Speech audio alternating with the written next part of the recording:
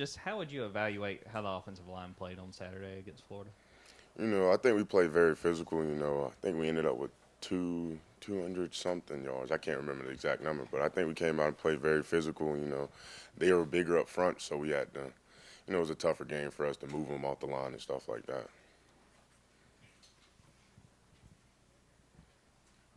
Warren, speaking of which, when Kenny McIntosh had that fumble, but then he came back and just ran like a crazy man. What did that do to fire you guys up front? Oh yeah, it always fires us up. When our running backs are running through people like that. Especially for Kenny. Last week I remember last week they asked me about Kendall and Dejon running through people, and I was like, nah, you got to think about Kenny too. He'll run through somebody too, and then for him to come out and just do that over and over again, it hypes us up. Warren, how important is it to control the offensive line this game versus Tennessee with such a potent offense on the other side of the ball?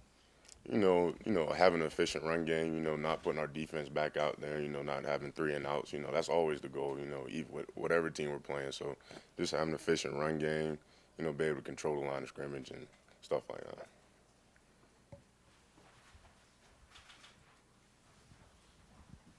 Warren, Tennessee has been really good on defense as far as stopping the run. Just what does that challenge present going up against that defensive line this week?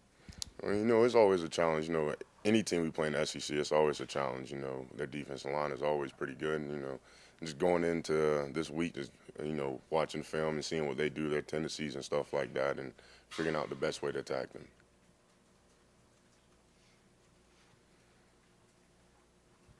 Another Tennessee offensive question. As far as the tempo that they work with, they run with, how different is that, unique is that to what y'all seen so far this year, or if you've personally played against since you've been at Georgia? Oh yeah, for me personally, we don't go against that type of speed, but just seeing it in person, they move pretty fast. I don't know the exact number, but they're getting a playoff in almost every 10 seconds. So that type of speed, conditioning this week is going to be a big part for us. Making sure everybody's ready to go and conditioned. Warren, just off the top of my head, it seems like Stetson hadn't been pressured very much over the last few weeks. Just how much do you think y'all have grown in terms of pass protection over the past month or so? Oh yeah, especially in the beginning of the season, we weren't, protecting them as well as we needed to, and we had to, go back and look at ourselves and say that that's not the offensive line that we want to be, and we have to protect them, in order for our offense to, head in the right direction. So we've been taking a lot of pride in that, and working on it in practice and training. Warren, I know it's just another game on the schedule, but it is number 1 versus number 2 in Athens. It's going to be an incredible crowd. I mean, have you thought about it, what this environment's going to be like this weekend? Oh, it's going to be crazy. I'm thinking back to the Arkansas game last year, or the Kentucky game, or maybe even back to my freshman year, the Notre Dame game, how the crowd was. And I'm expecting the fans to be full-fledged. It's going to be a fun game. I'm looking forward to it.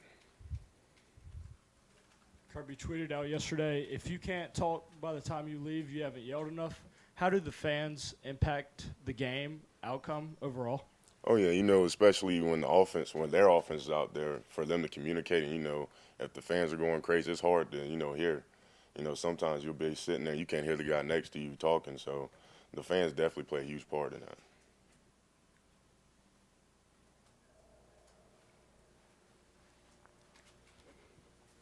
Those games that you mentioned, Arkansas, I guess, Kentucky, Notre Dame, when you're at your team hotel going through your normal pregame routine, or just like, when do you notice a difference that like something crazy is going on outside, that people are really geared up for this one? Probably when we go to pregame meal, because we have a huge glass wall over there at the Georgia Center, right there where we have pregame meal. So you see everybody tailgating and stuff like that, and especially when we walk to the buses to get on to go to the stadium, that's when we really see it.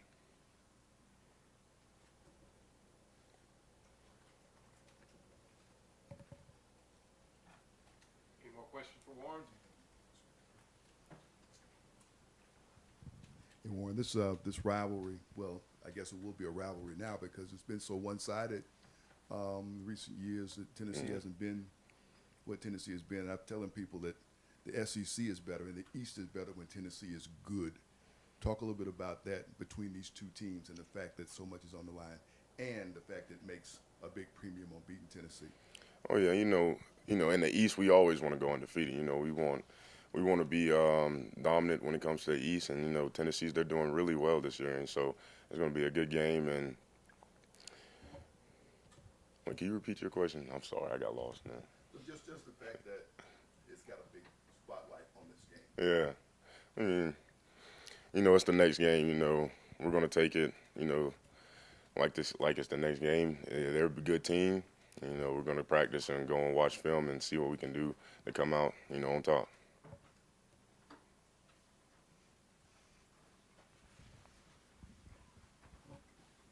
Is it harder for a guy your size to try to get on a loose ball when Kenny fumbles like that to go from where you are to, versus some of those little guys that can scoot? Yeah, you know, in practice we've done the fumble recovery drill, but it's different in the game. You know, things are happening way faster, and you know, I thought I had it, but I didn't. Yeah.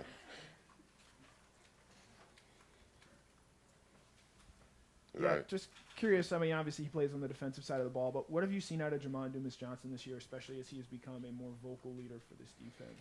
Oh yeah, he's definitely stepped up. You know, huge for our defense. You know, he's becoming more of a vocal leader. You know, he's leading by example, and then he's demanding, you know, excellence from all the defenders and just offense too. You know, at practice he's pushing us when we do like team run and stuff like that. You know, he's coming in 110%.